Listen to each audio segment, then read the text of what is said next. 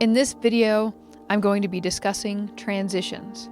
Transitions of speed, transitions of gait, and the most difficult transition I believe we do with a horse. I'd like to thank Weaver Leather for sponsoring this episode of the Trail to the World show.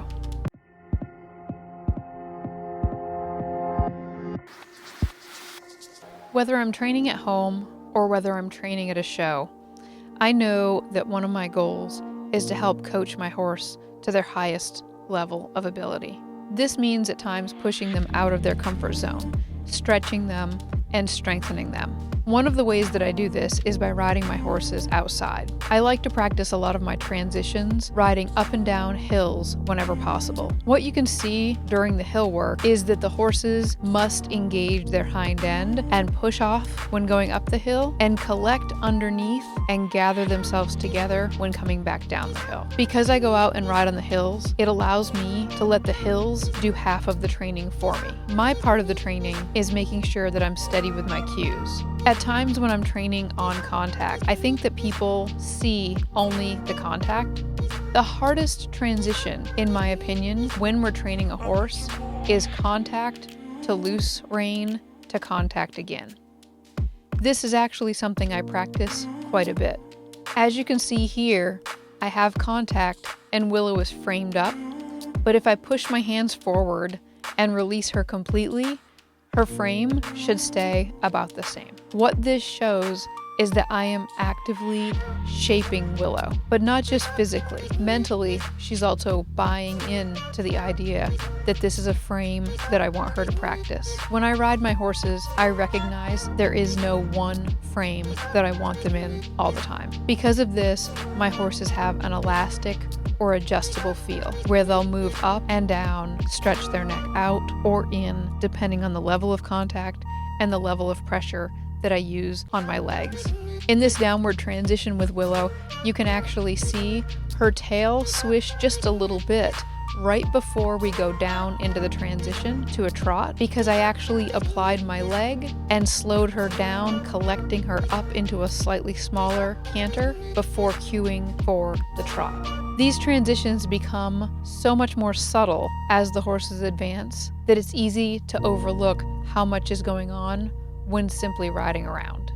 It takes lots and lots of practice to get the horses comfortable with the transition between loose rein to contact and contact to loose rein. When the horse is accepting of my hand as my hand makes contact, and then also if the horse seeks to stay in the same frame when I release, this is when I know that the training is sinking in.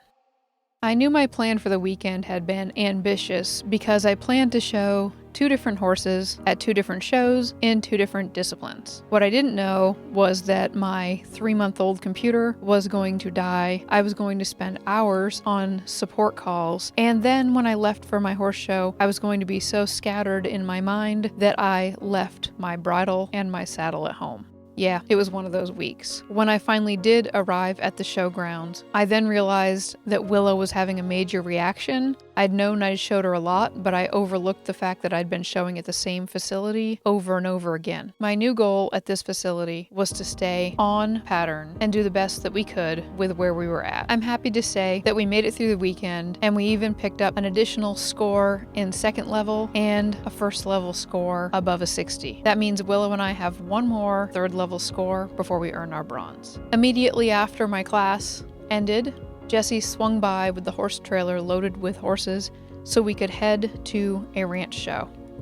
I then turned around and showed Gabby in a ranch rail class for the first time. I was practicing riding her at transitions of speed inside of the gaits, because in the ranch riding, they will ask you to jog and extend the jog, lope and extend the lope. One of the main points of showing my horses is to push both of us to the edge or maybe even out of our comfort zone. Stretching our comfort zone is one thing, but this weekend, with everything that built up, it felt like it was nearing a breaking point. Although she was surprised at being put out into the arena with a large number of horses moving at varying speeds, she did well. I realized that I probably don't spend enough time going around and around and around and around the arena, which is something I've decided to add more of at home in order to prepare her for future shows. Sometimes when I'm talking about transitions between gaits or inside of a gait, I think it's easy for people to forget that this is also a mental transition for the horse. And really, over this weekend, I could feel there were a lot of transition changes for me. Moving back and forth between 2 different shows, 2 different disciplines, and 2 different horses did feel like it was almost too much. But this is also a sign that I'm stretching my comfort zone, which is something I really want to do because some of the things I have planned in the future are going to require it. Thanks for joining me, and I'll see you in the next episode. And your winner, class 5 at 5 day county pleasure. Congratulations, back number 302. That's Casey Westphal, Ryan Raven.